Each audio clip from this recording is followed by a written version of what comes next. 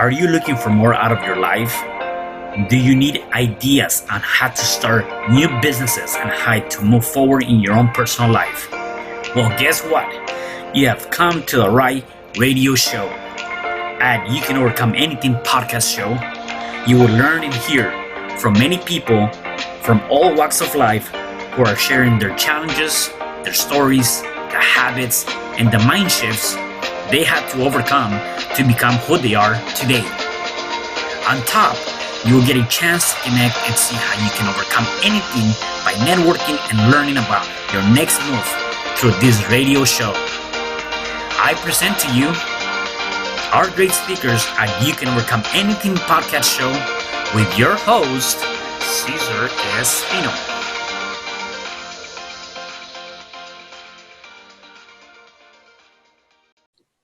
Hello there and welcome back to another episode of You Can Overcome Anything podcast show. It is your host, Cesar Espino, and today I have a special guest. His name is Frank Castillo. Hey, Frank, how are you, man? I'm great, man. I'm great. Thank you, Cesar. Thank you for having me. I'm glad you're here. So let me just give the listeners a little bit of your background, and then we're going to dive into who you are, right? So Frank came across running his business for over 17 years, a cellular store. And he said, you know what, I got to go after my childhood dream, which is becoming an artist and traveling around the world. And so he sold his business and went after his passion. And that's amazing, because a lot of times we tend to forget what we wanted to be as kids, and we tend to forget that passion, and we get so hung up on a business or an idea that really is not within you, right? So you went after your passion, right? Before I get there, though, tell me about where are you originally from and what is your upbringing? I actually was born in Guadalajara, Jalisco. Nice. At an early age, my mother, we migrated over here, and from like 3 years old on, we settled in Anaheim. Okay. Anaheim became my home. I grew up in Anaheim, went to school in Anaheim, graduated from Anaheim High School, and just fell in love with the city. The city's beautiful. You got Disneyland right up the way, right? Yeah, exactly. So, family would come down. So I grew up in Anaheim, but not the best areas. We grew up in the neighborhoods, man. Just plagued with the drugs, violence, and gangs, you name it. And my pops got caught up a little bit there. He was battling his demons. I think we all battle demons, And so we were exposed to adversity right from the jump, Yeah. In Section 8, you name it, man. I have 5 siblings, okay, and I'm in the middle. So we little by little, my mom's an angel. She's everything to me, yeah, and kept everybody together. And we moved out of that, and just kind of pulled ourselves out of that with the helps of great families, churches, yeah, that really supported us and helped us, get in a great space here. Got it. And we pulled out of that, and my introduction to my art started my freshman year in high school, as a matter of fact.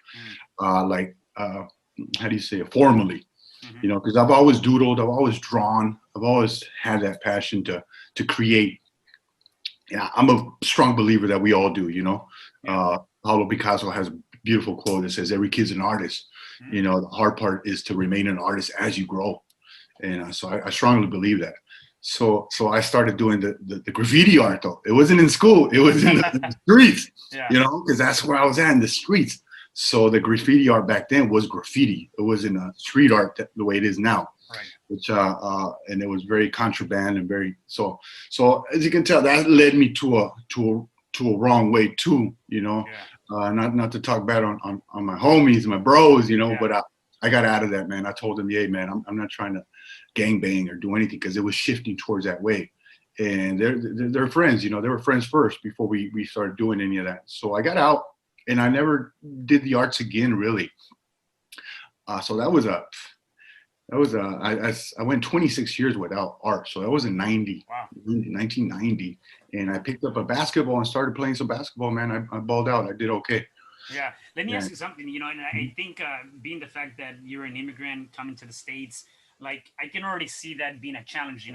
I've been talking to a couple of people that have come into the show, and similar like I am, I'm from Mexico City. I was born there. I came here when I was 10. Coming into the States or into a new society, it doesn't matter whether you're 3 or 5 or 10. At the end of the day, your roots are not from here, right? From America. Yeah. And just coming to the States, like, did you felt like you were not in a place where you can fit in, or did you feel like you had to be secluded to a particular community or a group of people that could have led you to, again, doing things that maybe were not the best choices now that you look back? Yeah, that's a great question, man. Coming in here, I was very young though, so I Yeah. was 3 years old. So I don't think I learned the English. I still remember going to because we would go back and forth, and I remember going to school in Guadalajara. Like at a very young age, Yeah. and I just remember them whipping me with rulers. Yeah. But to answer your question, not really, man, because I was here so early, so I learned, I adapted with my friends, and I embraced the, I just didn't know the difference really. I would go back. I still have a lot of family down there, and I would identify as a California American, and when I go over there and then come back. But I love my roots, so man, I love Guadalajara. I love my culture, and I stay connected with my culture. Absolutely. Right. Yeah.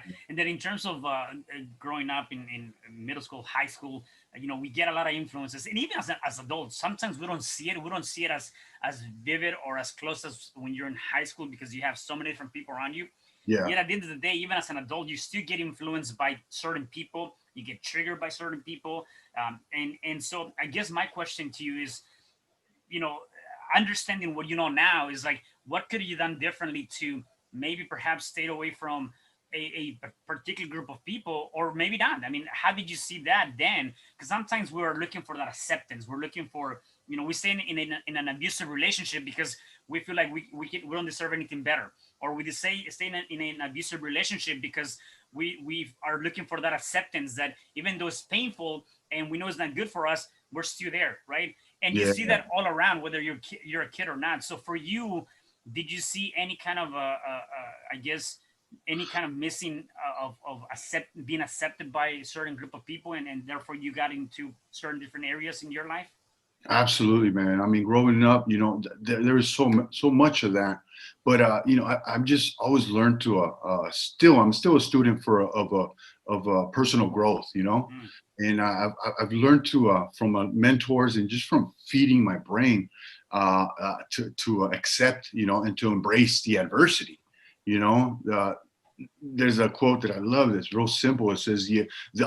Is the way, Mm. so I've learned to really, instead of turning the energy and lashing out, I'm like, you know what, man, I embrace it, and I don't regret. I embrace it because I've seen a lot of nasty stuff. I've done, I ended up in jail, man, for Yeah. fighting, for drinking, for just being a wreck, and that goes back into my channeling my language, which is art. As an artist, I wasn't gonna be an engineer. I wasn't gonna be, I'm not a scholar, bro. I Yeah. barely graduated from high school, so I didn't see that avenue, the channels that I believe is missing in the school system Hmm. for artists, or for not necessarily, art can be many different ways. It's not just a brush of paint. There's dance, there's poetry, there's a behind the scenes with movie theaters. I mean, art is everywhere, and I never got that, and I got that from the streets. So yeah, I wish I had more guidance in the arts, during growing up as a school, as opposed to going to the streets and getting that love for the arts. But yeah, I learned to embrace the adversity and just go right head first. It's Yeah. not it's easier right now in retrospect. Yeah, sounds cool. It sounds, yeah, attaboy, but nah, it was But in hard. the moment, it's definitely not an easy Absolutely, journey. it is Yeah. hard. It's hard, but like I said, and another thing I learned was, being hard now is, it triggers my mind. Say, okay, I'm doing the right thing. Yeah. When I feel like resist, when I feel uncomfortable, when I feel like right now, I'm really an introvert, man, to be honest with you. Mm. But I know that this is the right thing to do. When I saw your post, Yeah. an interview, I'm like, ugh, I was nervous, right? But I got to do it, man. If I'm Right. going to get my message out, then I got to do it. Yeah. One thing that I want to talk about is, and I don't know how soon in your life did you experience this, or if this was recent. Clearly, you've gone through a lot of things that you've overcome, and I want to tap into those things and understand what were some of the things that you ended up doing to come out of that. Because I feel like a lot of the people that are listening to us and are watching us, they might be going through something very similar, and so it's good to be able to bring that value, right? And Absolutely. so you talked about fighting for, I don't know for how long, so I want to know that, addiction, depression, shame, loneliness. Tell me more about some of those experiences, and how long ago was that, and what did you end up doing to get out of those different things? Yeah. Thank you for bringing that up, because that's exactly what drew me to this here. You know, I started drinking. I started doing drugs basically since my freshman year in high school. So that influence was the cool thing to do. You know, I was part of that cool group and the graffiti scene. So I was really drinking and partying heavy. You know, starting my freshman year throughout. I went into business, 17 years in the wireless business. And I went, I would have my gaps where I'm very business driven in personal development. But then I would break off and go on a binge, drinking and just so I battled a lot of resentment, a lot of, and then from the resentment from doing stuff like that and just shame, knowing that I know better. And it's just a nasty cycle. But most recently was I got into a crystal meth. That's the nastiest thing out there. That's so dangerous. And I always told myself, Cesar, I would never touch that shit. Mm-hmm. I would never do that. Never do that. I remember from back when I had my cell phone shop. I was like, man, I can't. It just changes. It eats you up like that. Mm-hmm. And it's so cheap that it's like, man, you get an instant like dopamine hit, like euphoria that you see them out there, right? Yeah. The stigma is pretty nasty too, and I'm experiencing that too. But I get it, So I started dapping into that when I started painting 5 years ago. So I thought that I bought into that romanticized story version of the artist. You gotta be. You gotta be on something to tap into. You gotta be high to get this stuff out of your head, right? Kind of thing. Yeah. You got all these people, that are, who is it? Janis Joplin, Jimi Hendrix, right? Kurt Cobain. I mean, these are all the 27 Club. That's what the music side. The art, you got John Basquiat, Mm-hmm. So I bought into that, and little by little, I was dabbing into it. Before you know it, bro, I'm fighting for my life, man. 6 months ago, I had a meltdown, a breakdown.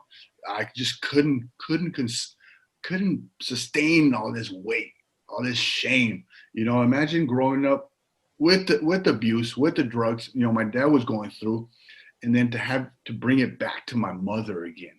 So that was hard for me, man. I was like, wow, man, I'm over here redoing, putting her through this again. Even though they didn't really know, but they did, Right. In my mind, I'm like, yeah, nobody knows. Bullshit, man. Everybody knew except for me. Yeah.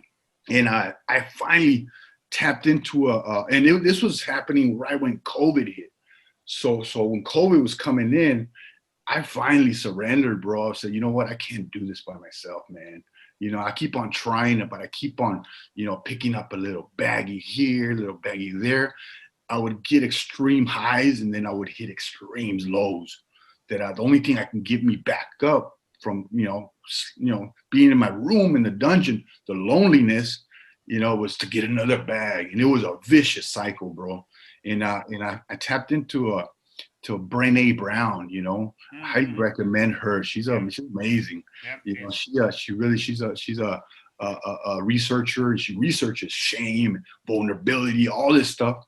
And I started educating myself, like listening, and I'm like, man, shame, loneliness, and I'm like, check box, and the last check box, Cesar, was suicide, man. Oh, and man. that got me, bro. That was like, oh shit, I can't go out like this. Right. I can't go out like this.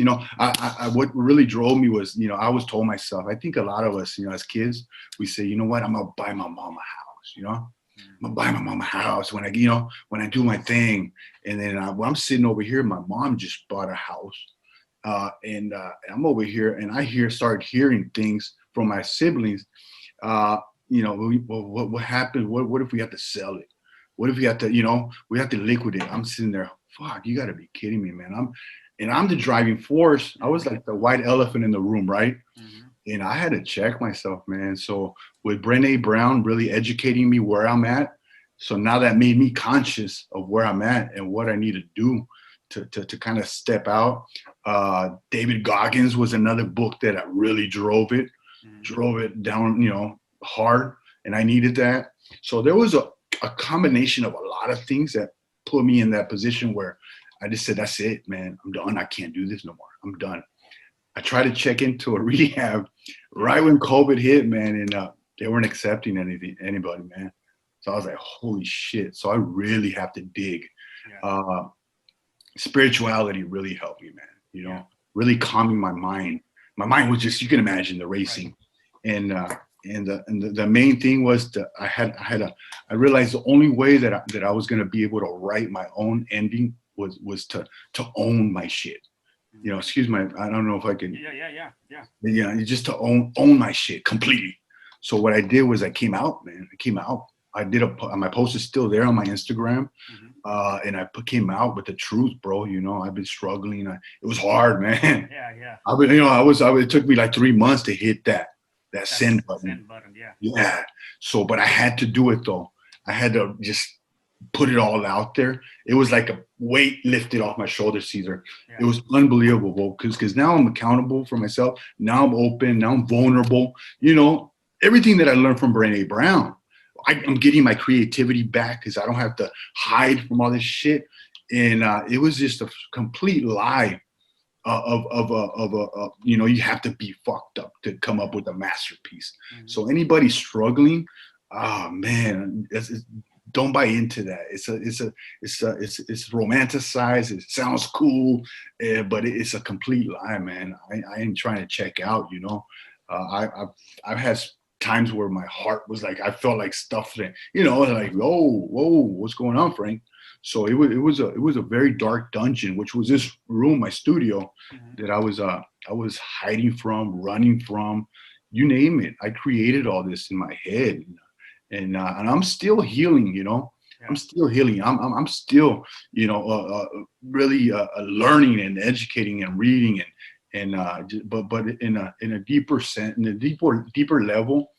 I know meditation scares a lot of people when you say that word, but it's nothing more than just close your eyes and breathe, bro. Yeah.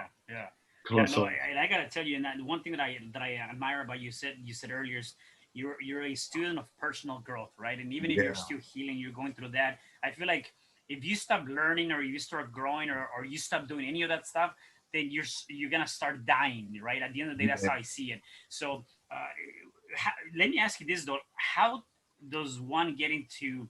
And I'm sure it's different for other people, but I wanted to kind of get an idea of how do you go from maybe perhaps being okay to getting to the addiction of depression, of shame, of loneliness. Like, how do you get into that?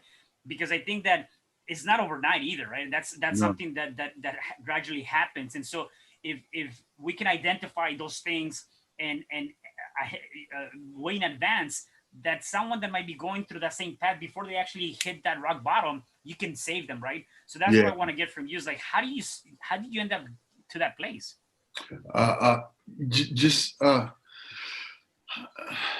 The reason why I'm still answering those questions on why I get those in, I had a rough childhood, very rough. I saw things, that any kid should never have to see. And I think I'm still traumatized there. There's an underlying trauma that I'm still, I still need to talk to some. I've never gone to the doctor for any of this. And I'm sure I got that ADHD, ABCD, ACDC, all that. Yeah. I'm sure I got all that, but it just creeps up on you, man. It creeps up. And one thing that has helped me is it's a community work, bro. I'm very active with the community. When I had my business, I made it a priority to go out and do free haircuts for the kids. Cause I also cut hair.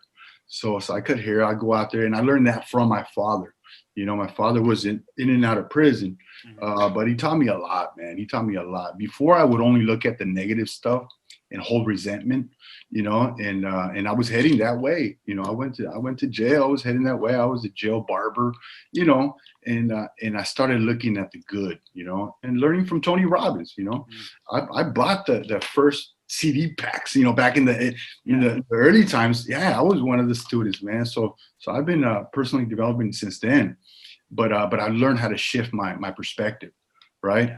And identifying that at the early age is that shame, man. When that shame kicks in, it's because I'm doing things that I'm not supposed to be doing, right? Yeah. And then the loneliness, you kind of pull out away from that, and from there on, man, it's dangerous. It's dangerous waters.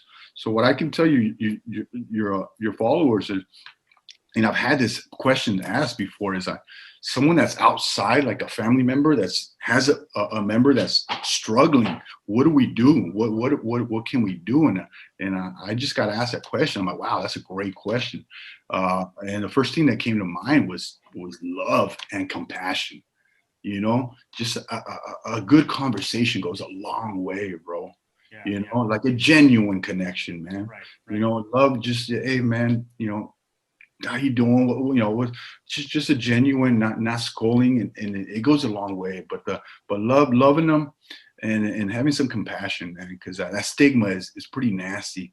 And my family did that. They gave me my space, and then I got some calls from a few friends. People were reaching out to me. I was like, man, dude, I deserve to to put in effort for myself. To live, to continue. Because the next step was a pine box, bro. It's especially with that drug. It moves so fast, and it works. It works. I mean, but the longevity. I mean, it's a quick.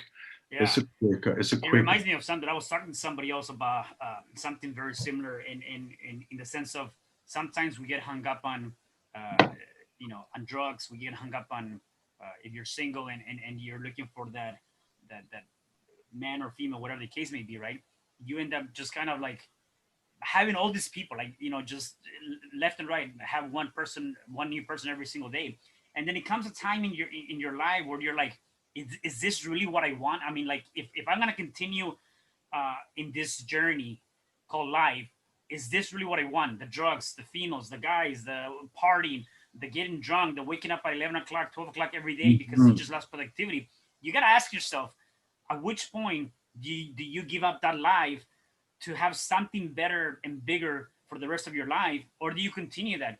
And a lot of times, I was talking to this one friend, and it came down to like, enough is enough. Like, although all of that might be good for that 1 second, that 1 minute, that 30 minutes, that 2 hours where you're finding joy within that female, male, or drugs, or whatever the case may be, it ends. Because once you get back to your room by yourself, you're like, shit, man, I'm all by myself. Yeah. Like, I'm gonna, it kind of goes back. You said either I'm gonna commit suicide or I'm going to end up in jail. It just doesn't look pretty at the end of the day, right? Yeah, and you've seen it too with a lot of people that are what society will see or perceive as success, right? Monetary value. I don't think success is just money. Yet if you look at it from that perspective, where there's been a lot of celebrities that have been very financially successful, a lot of money. You've heard the stories where many of them committed suicide because of an overdose or whatever the case may be. They were lost in their head, and they couldn't recoup from that, right? And so it just reminded me of that. And so I guess one thing that I can see that you're doing is that going back to personal growth, just continue to work on that, which is amazing. Besides that personal growth, it seems like you found, it's definitely a long time ago, something to occupy your time, which is art. So let's talk about your art. Let's talk about your traveling. Give me more about that. Yeah, man. So my art, I had another interview that spoke about that, and the title was "Art Saved My Life." Because art really gave me that voice, to be able to express through color. It's some of my work behind me that I'm working on now, but it gave me something aside from the business that it was. I was burnt out from the wireless business. I was in the front line. I had a brick and mortar. I had a few stores. I was an authorized dealer for Boost Mobile, And it was great, man. It was a great 17 years, you know, entrepreneurship and just grinding, brother, hard, you know. And I just got burned out, man. And I had to check. And I was at the crossroads, man. Yeah. You know, at 40 years old, at the crossroads, I'm like, dude, I can't do this shit for another 5, 10 more years. You know, I'm just not. This is not. I gotta find my passion, and it was there the whole time, bro. Yeah. You know, as I started. I read the book Gary V. You know, the Yeah. Gary V. That green one, Mm. and I don't even remember the title of it. Yeah. But it was all about that. It was about finding, you know, your personal, your being aware, self-aware, and sure enough, man, everything led to art. I'm like, dude, let me start doing some art walks while I still have my shop. Mm. Let me just dab in there, see what the market thinks of my art. And I started doing some art walks, and sure enough, man, 6 months later, I still had my cell phone shop, and I was painting at night, you know, late, and just kind of pushing it, and I was selling some work, and I got voted a top 10 Orange County artist by OC Weekly. So that was a validation for me, you know. It's like, okay, the market, you know, someone outside of my brother, my mom, my dad are buying work, right? Yeah. Yeah. So for me, It's always the family, right? They're gonna be the very first ones to support you for the most part. I'll buy your product now. So they're like, all right, who else, right?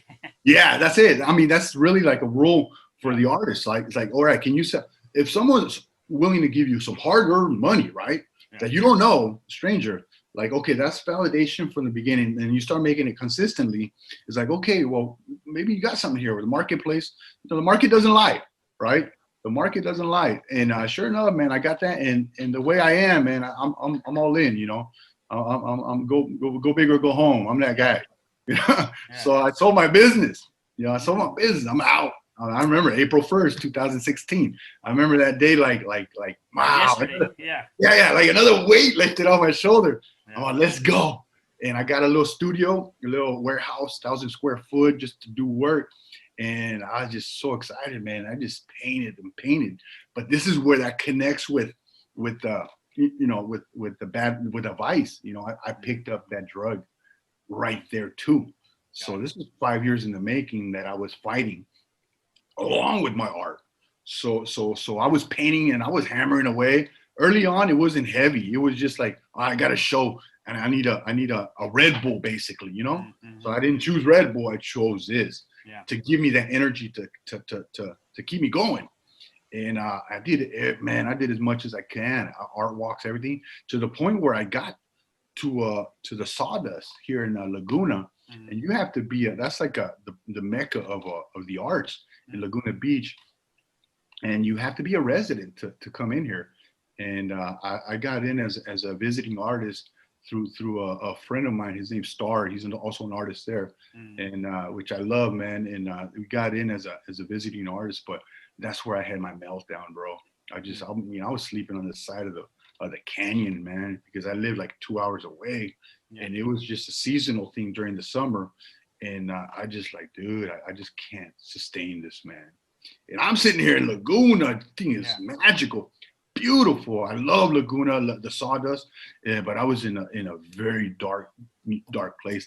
And I took a 1 year. 1 year, I literally threw my phone.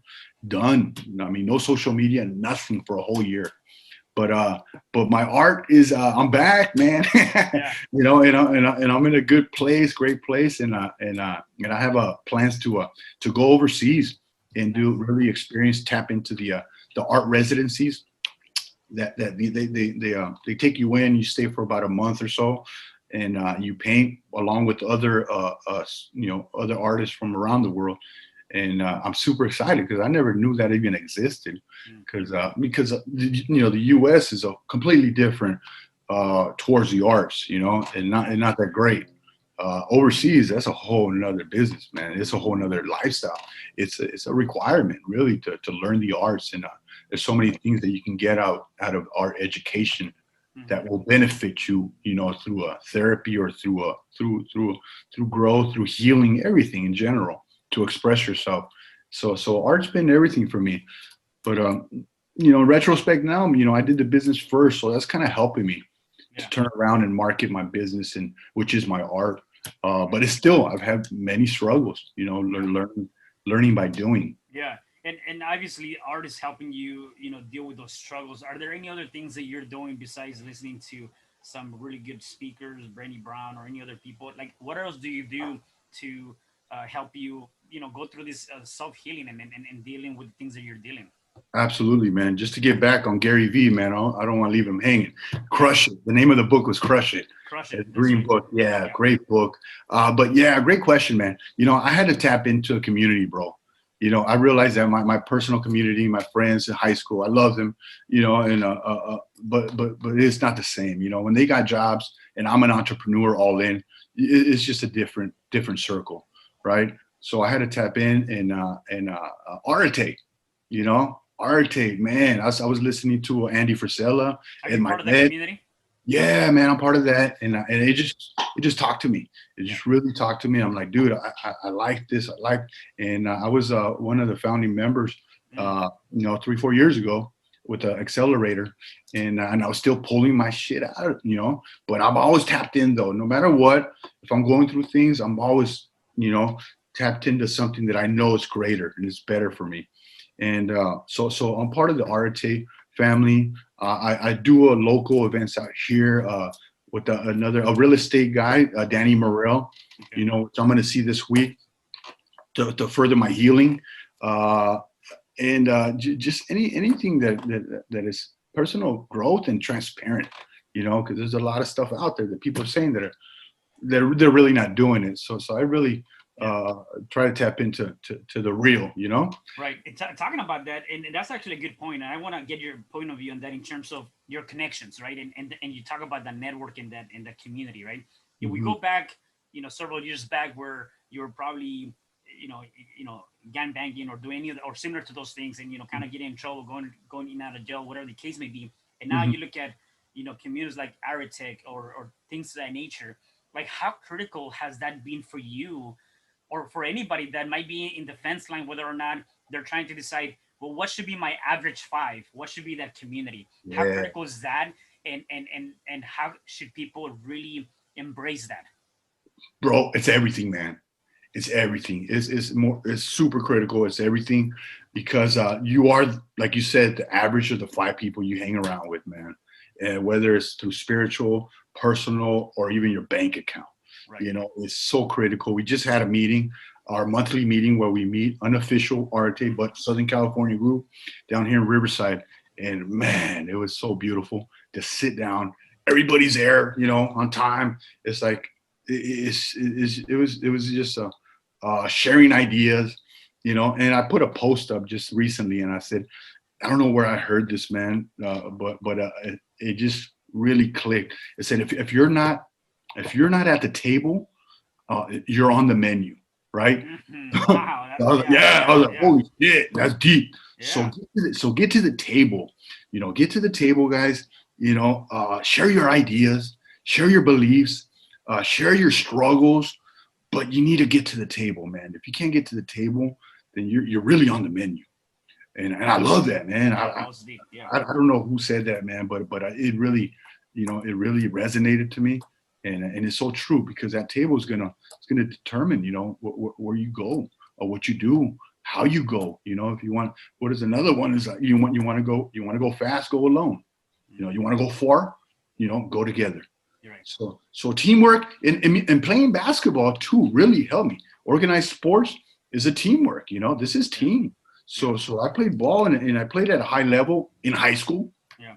You know, USC didn't draft me or the Lakers didn't get me. You know, so my dream of basketball dreams was cut short. But I'm very passionate and sure, man.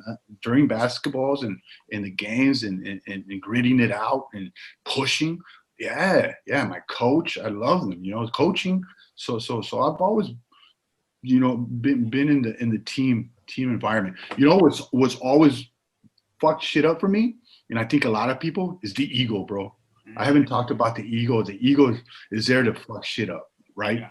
The ego is something that I'm conscious of now, And that's what meditation helps me like eliminate. Like, yo, man, no, I'm bigger than that.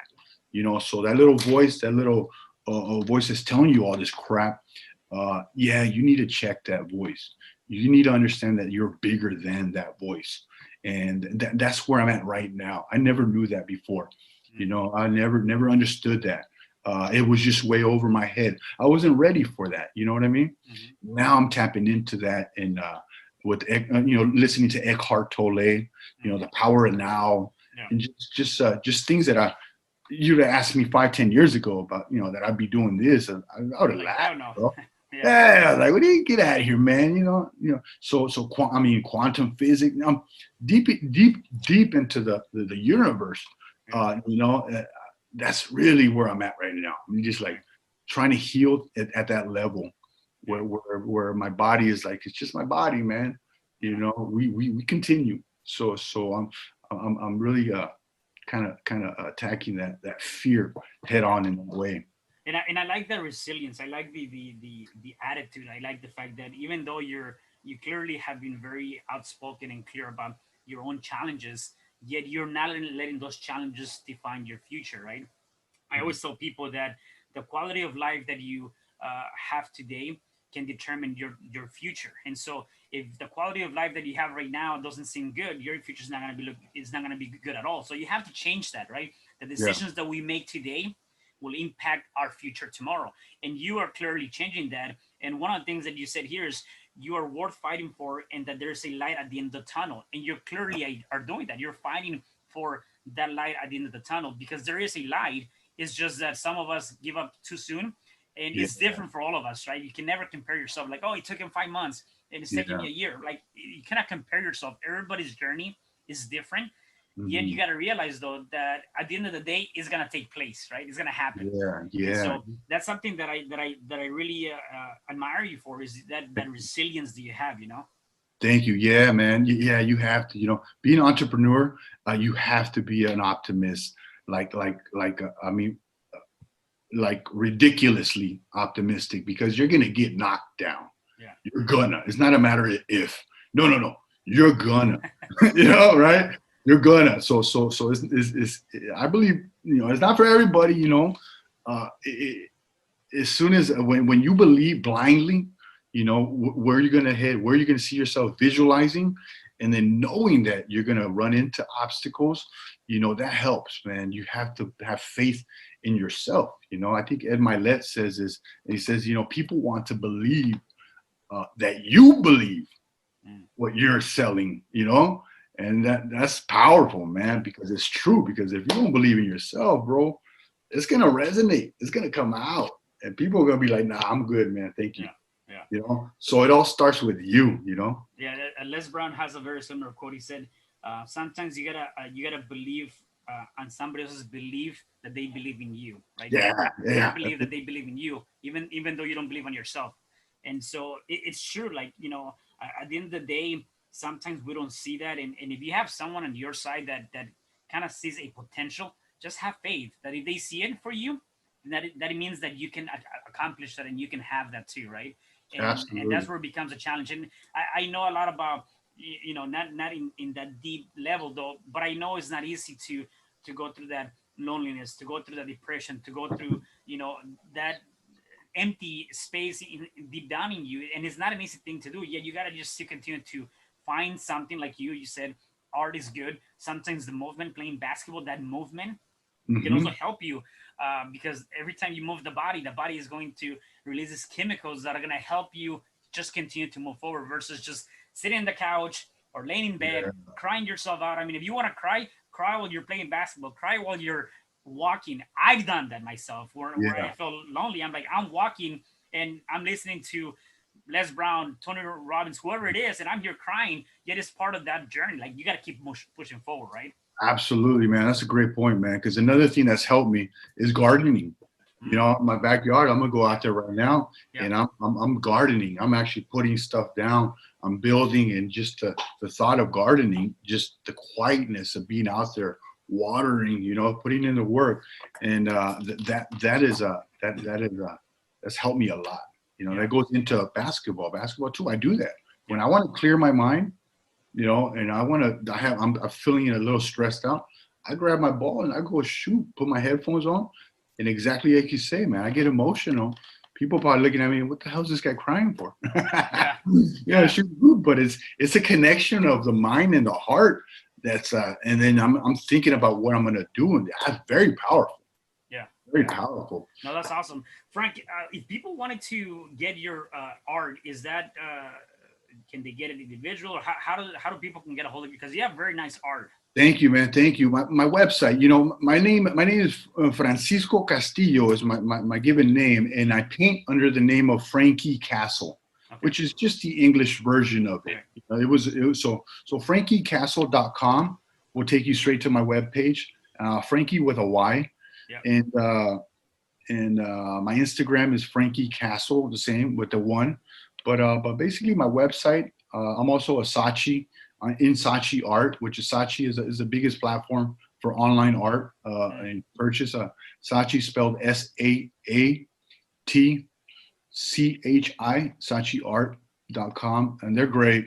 But yeah, I'm basically my website though. And that's the best way where people can find you and connect with you too. If they just want to connect with you and reach out to you. Absolutely, yeah. My website and my gram, my Instagram. Yeah, and I'll have all of that information for the viewers so that they can actually go out and follow Frank.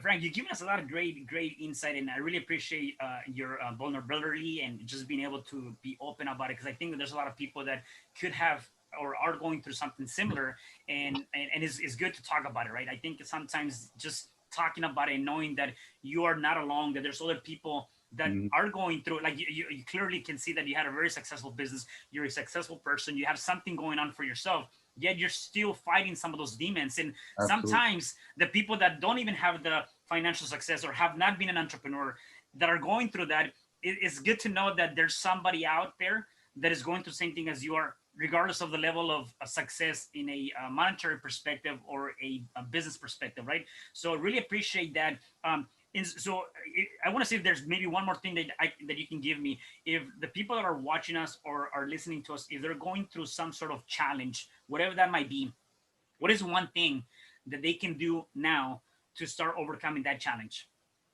Pick up the shovel. Pick up the fucking shovel. That is that's actually what started everything for me. I picked up that fucking shovel, you know, literally. For some people, it may be a metaphor, or the phone, or you know, certain things. But for me, it was picking up the shovel. And I give a shout out to my friend Danny Hernandez, who actually bought some of my work. He's one of my top collectors. He has a business. He has a ranch. And I called him just to kind of, after I opened up, and really started calling people, you know, on the list that I owe art, that I owe stuff. And I just started, you know, hey, dando la cara, you know, in Spanish we say da la cara. Yeah. And I called him, say, man, and something came up where, hey, you know, I got some work over here, knowing what I was coming through, because I opened up and he gave me the opportunity to pick up the shovel, and I did, man. And that was the best thing that could have happened, because I'm out there just, dude, I had no, you know, you can imagine I had no muscles. I lost my weight. I lost my strength. I couldn't even pick up, you know, bags, but that was something that really I would recommend, is to pick up the shovel, man. To go out and or give back to the community. You know, that instantly gives you that dopamine hit when you help others. You know, even though you're struggling, you're helping others, and you see that gratitude that other person is getting from you helping them without anything in exchange, you know, not expecting anything in return. To do that causes a little domino effect where you get that dopamine hit, you get that gratitude, they get it, and everybody around you that's looking at what you're doing gets it too. That's powerful. So I would definitely recommend that. And not only that, man, Cesar, but I'm gonna extend it out, man. If anybody is struggling, anybody wants to reach out to me, I'm open, man. I will talk to you. I would chop it up with you guys, and whatever you need, man. I'm open to helping. You know, you go through this through the challenges, man, that I've gone through. Yeah, no, I love that. I really love that. Pick up the shovel and get to work, right? Yeah. And very similar to that is also if you're going through a challenging time with a relationship, sometimes it's just walk away, right? That's kind of picking up the shovel. Pick up Yeah. yourself, walk away, and take care of yourself, right? At the end of That's the a day, great that's what you point. got to be able to do too. So, That's- man, Frank, thank you so much for having the time to be here with me today. I really appreciate you being on the show, and thank you again. Yeah, thank you for having me, Cesar. I appreciate it, brother. Yeah, Yeah. definitely. Definitely, Okay. definitely. And for the rest of you guys, do me a favor. Please make sure you comment, share, like, and please tell people about this show. Like this episode right now, this was pretty good. And somebody needs to hear this message. The more we share, the more people we can impact. All right. So do me a Absolutely. favor. Stay tuned for the next episode of You Can Overcome Anything. Thank you so much. Thanks, Frank. Awesome. Thank you, Cesar. All right. Bye bye. All right. Hi, I'm Cesar Espino, real estate investor, business coach, and consultant, and author of the book, You Can Overcome Anything, Even When the World Says No. My number is 424-501-6046. In my book, I talk about making the necessary changes to shift your mind for prosperity and certainty. Pick up your copy at Amazon. I also love helping families with their real estate and can purchase your house fast and all cash. Follow me on Instagram, Facebook, and LinkedIn. My number is 424-501-6046. Thank you for having me today. I am so glad you've tuned into this podcast. You can find me at your favorite podcast platform where you can like, subscribe, comment, and share. And to learn more about myself, my services, you can find me at www.cesarrespino.com, or you can also find me at your social media. Thanks for joining me, and I am looking forward to having you at the next episode. And know you truly can overcome anything.